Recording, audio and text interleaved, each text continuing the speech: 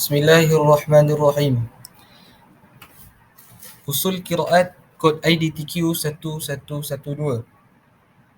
Turun dengan tajuk turunnya Al-Quran dengan 7 huruf. Disediakan untuk Ustazah Nur Hasanah binti Yusof dan disediakan oleh Ahmad Syamil Haq bin Sabri 2116062, Amirul Izzat bin Razwan Elias Ismail 2116026, Anas Haikal bin Syahrul Azmi 2116015. Pengenalan. Usul qiraat iaitu cara bacaan khusus bagi imam-imam yang dibaca dengan kaedah tertentu pada tempat bacaan yang sama secara tetap. Contohnya, ada riwayat yang membaca mad jaiz munfasil dengan kadar 2 harakat secara qasar. Justru bacaan dengan riwayat ini akan menetapkan bacaan dengan kadar 2 harakat sahaja setiap kali membaca mad jaiz munfasil pada keseluruhan tempat di dalam Al-Quran. Begitulah juga seterusnya sekiranya ada riwayat yang membaca dengan qadar 6 harakat secara isbaq pada mad wajib muttasil, maka riwayat ini akan sentiasa membaca dengan qadar 6 harakat setiap kali bertemu dengan mad wajib muttasil. Orang Arab mempunyai dialek yang bermacam-macam. Hal ini kerana selain dialek yang mereka peroleh dari pendahulunya, mereka juga mendapatkan dialek dari negeri tetangganya. Bahasa kabilah Quraisy merupakan sumber bagi bahasa-bahasa yang lain. Penyebab utamanya antara lain kerana pekerjaan orang-orang Quraisy adalah berdagang, sehingga mereka banyak bergaul dengan warga negara lain yang melakukan ibadah haji. Orang-orang Quraisy mengambil sebahagian dialek dari kata-kata dari para pendatang di Quraisy. Allah Zat Maha Bijaksana menurunkan Al-Quran dengan bahasa yang mudah difahami oleh seluruh orang Arab dengan maksud untuk mempermudah mereka dalam memahaminya dan sebagai kemukjizatan serta sebagai ajakan bertanding kepada orang-orang yang pandai bicara agar mendatangkan satu surat atau satu ayat. Di samping itu, untuk mempermudah bacaan, pemahaman dan hafalan Al-Quran kepada mereka kerana Al-Quran diturunkan dengan bahasa mereka. Allah Subhanahu Wa Taala berfirman dalam Quran surah Yusuf ayat kedua yang bermaksud, sesungguhnya kami menurunkannya berupa Al-Quran dengan berbahasa Arab agar kamu memahaminya. Maksud 7 huruf. Maksud dan matlamat 7 huruf yang diberikan kepada umat Nabi Muhammad adalah untuk meringankan dan memudahkan mereka membaca Al-Quran. Semua orang mengetahui bahawa nama riwayat bacaan Al-Quran yang diamalkan negara Islam di Asia pada hari ini, khususnya negara Malaysia, adalah riwayat Hafs daripada qiraat Asim. Seterusnya giliran saya Anas Haikal yang akan membacakan tentang dalil-dalil diturunkannya kepada Al-Quran dengan 7 huruf. Imam Bukhari dan Imam Muslim dalam kitab sahihnya meriwayatkan hadis dari Ibnu Abbas radhiyallahu anhu bahawa ia berkata, Rasulullah sallallahu alaihi wasallam bersabda, Jibril membacakan Al-Quran kepadaku dengan 1 huruf. Kemudian aku mengulanginya. Setelah itu, senantiasa aku meminta tambah dan ia pun menambahiku sampai dengan 7 huruf. Hadis Bukhari, Muslim dan lainnya. Imam Muslim dengan sanad dari Ubay bin Ka'ab meriwayatkan bahawa Nabi SAW ketika berada di Oase Bani Ghaffar didatangi malaikat Jibril AS. Jibril berkata, sesungguhnya Allah telah memerintahkanmu untuk membacakan Al-Quran kepada umatmu dengan 1 huruf. Nabi SAW menjawab, aku meminta kepada Allah ampunan dan maghfirahnya sebab umatku tidak mampu menjalankan perintah itu. Kemudian Jibril datang untuk kedua kalinya seraya berkata, Allah telah memerintahkanmu untuk membacakan Al-Quran dengan 2 huruf. Nabi menjawab, aku meminta ampunan dan maghfirah kepada Allah kerana umatku tidak kuat menjalankannya. Jibril datang lagi untuk kali ketiga dan berkata, Allah Subhanahu Wa Taala memerintahkanmu untuk membacakan Al-Quran kepada umatmu dengan 3 huruf. Nabi menjawab, aku meminta ampunan dan maghfirah kepada Allah sebab umatku tidak sanggup mengerjakannya. Jibril datang lagi untuk keempat kalinya seraya berkata, kau telah diperintahkan Allah untuk membacakan Al-Quran kepada umatmu dengan 7 huruf dan huruf mana saja yang mereka baca bererti benar. Hadis riwayat Muslim. Seterusnya kita memberikan kepada saudara Amirul Izzat kita. Okay, seterusnya, para ulama berselisih pendapat mengenai makna 7 huruf tersebut sehingga 35 pendapat. Kebanyakan pendapat-pendapat ini tidak ada beza antara satu sama lain. Tetapi di sini kita akan melihat beberapa pendapat yang penting. Sebagai tujuh jenis bahasa daripada bahasa-bahasa Arab yang berbeza lafaznya tetapi mempunyai satu erti atau makna. Maksudnya, apabila berlaku perbezaan antara bahasa-bahasa Arab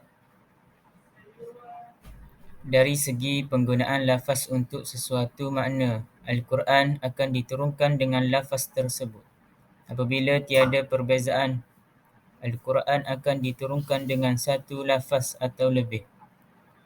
Ulama juga berselisih pendapat dalam menentukan 7 bahasa tersebut. Satu pendapat menyatakan Quraisy, Huzai, Sakif, Hawazin, Kinanah, Tamim dan Yaman.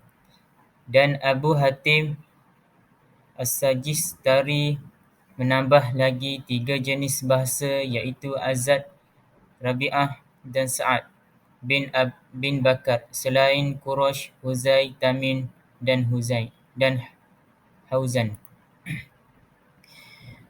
Sebagai 7 jenis bahasa daripada bahasa-bahasa Arab, Al-Quran diturunkan. Maksudnya, Al-Quran secara keseluruhannya tidak terkeluar dari menggunakan 7 bahasa ini, terutamanya yang paling fasih, bahasa yang paling banyak digunakan adalah bahasa Quraisy. Yang ketiga, sebagai 7 wajah iaitu antaranya amar, yakni perintah, nahi, yakni larangan, wa'ad, yakni janji, wa'id, yakni ancaman, jadal, yakni perdebatan, qasas, yakni cerita dan masal, yakni perumpamaan, atau amar, nahi, halal, haram, muhkam, mutasyabihah dan amsal. Yang keempat, sebagai 7 huruf adalah 7 perkara yang terdapat pelbagai ikhtilaf di dalamnya, iaitu yang pertama, perbezaan al-asma' dalam bentuk mufrad, muzakkar dan cabang-cabangnya seperti tasniyah, jamak dan ta'nis. Contohnya, wallazina hum liamanatihim wa ahdihim ra'un. Lafaz bergaris dibaca dengan jamak, yakni liamanatihim, dan mufrad liamanatihim. Yang kedua, perbezaan dari segi i'rab. Contohnya, ma hadza basyaran in hadza illa malakun karim. Sebahagian jumhur ulama membaca dengan nasab, yakni basyara, menggunakan lughah ahlu ijah,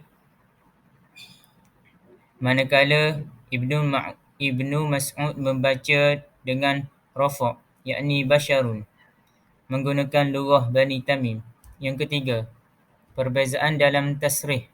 Contohnya, faqalu rabbana ba'id baina asfarina wa zalamu anfusahum faj'alnahum ahadith.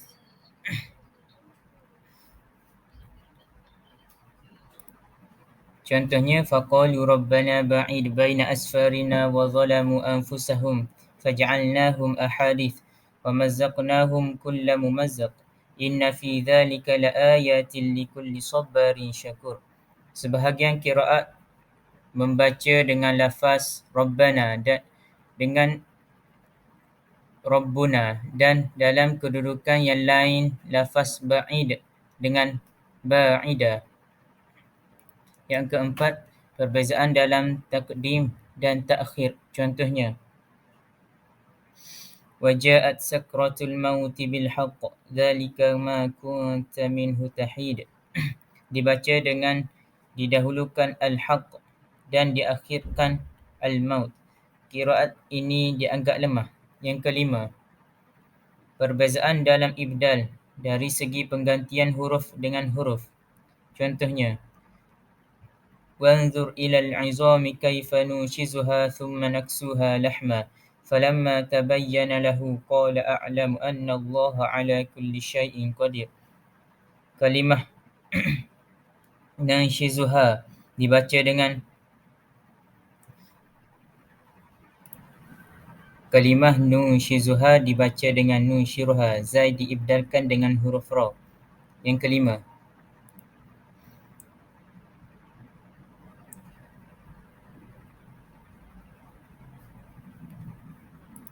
yang keenam, perbezaan dalam penambahan dan pengurangan kalimah. Contohnya, وَمَا خَلَقَ الذَّكَرَ وَالْأُنْثَى. Sebahagian qiraat ada yang membuang lafaz ma, yakni dibaca khalaq. Yang ketujuh, perbezaan dalam lahjah, sama ada bacaan dengan tebal atau nipis, fathah dan imalah, izhar dan idgham, hamzah dan tahlil, ishmam dan sebagainya. Contohnya, وَهَلْ أَتَاكَ حَدِيثُ مُوسَى. Dibaca Atta dan Musa dengan imalah, yakni talent. Sebutannya antara fathah dan kasrah. Sebahagian ulama berikhtilaf tentang bilangan 7 huruf yang disebutkan lebih kepada isyarat lambang kesempurnaan bahasa Arab dengan lafaz sab'ah digunakan untuk jumlah yang banyak bilangan seperti 70 dalam puluhan, 700 dalam bilangan ratusan dan bukan menunjukkan pada bilangan tertentu. Sebagai 7 huruf bermakna qiraat 7. Pendapat yang paling rajih adalah pendapat yang pertama yang menyatakan 7 huruf sebagai 7 jenis bahasa Arab daripada bahasa-bahasa Arab yang mempunyai satu erti atau makna. Contohnya, aqbalu, ta'alu, wa hallamu, wa ajjalu, wa asra'u. Semua lafaz-lafaz berbeza yang mempunyai makna yang satu. Pendapat ini dipegang oleh Sufyan bin Uyainah, Ibnu Jarir, Ibnu Wahab dan lain-lain. Ibnu Abdil Barri menisbahkan pendapat ini kepada sebahagian besar ulama dan dalilnya terdapat dalam hadis Abi Bakrah bahawasanya Jibril berkata, "Wahai Muhammad, bacalah Quran dengan satu huruf." Lalu Mikail mengatakan tambahan, Jibril berkata lagi dengan 2 huruf. Jibril terus menambahnya hingga sampai 6 atau 7 huruf. Lalu Jibril berkata, semua itu ubat penawar yang memadai selama ayat azab tidak ditutup dengan ayat rahmat dan ayat rahmat tidak ditutup dengan ayat azab. Ibnu Abdil Barri menyebut maksud hadis ini hanyalah sebagai contoh bagi huruf-huruf yang dengannya Al-Quran diturunkan. Ketujuh huruf itu mempunyai makna yang sama, pengertiannya tetapi berbeza dari segi sebutannya. Tidak ada satu pun di antaranya yang mempunyai makna yang saling berlawan atau satu sudut yang berbeza makna dari sudut yang lain secara berlawan. Seperti rahmat berlawanan dengan azab. Pendapat pertama ini disokong oleh banyak hadis lain. Diteruskan dengan saya iaitu Anas Haikal yang akan membacakan tentang hikmah diturunkan Al-Quran dengan 7 huruf. Okay. Daripada seorang ahli tahqiq, Ibnu Jazari berkata, adapun sebabnya Al-Quran didatangkan dengan 7 huruf adalah memberikan keringanan kepada umat serta memberikan kemudahan sebagai bukti kemuliaan, keluasan, rahmat dan spesialisasi yang diberikan kepada umat utama di samping untuk memenuhi tujuan nabinya sebagai makhluk yang paling utama dan kekasih Allah, telah memerintahkan umatnya untuk membacakan Al-Quran dengan 1 huruf. Kemudian Nabi SAW menjawab, aku meminta ampunan dan maghfirah kepada Allah kerana umatku tidak mampu melakukannya. Beliau terus mengulang pernyataannya sampai dengan 7 huruf. menyatukan umat Islam dalam satu bahasa Quraisy yang tersusun dari berbagai bahasa pilihan di kalangan suku-suku bangsa Arab yang berkunjung ke Mekah pada musim haji dan lainnya. Oleh kerana itulah Al-Quran diturunkan dalam 7 huruf yang terpilih dari bahasa kabilah-kabilah Arab yang mewakili bangsa orang-orang Quraisy. Ini merupakan hikmah ilahi yang luhur kerana menyatukan bahasa nasional merupakan faktor dalam menyatukan bangsa, khususnya pada masa pertama kalinya bangsa itu berkembang.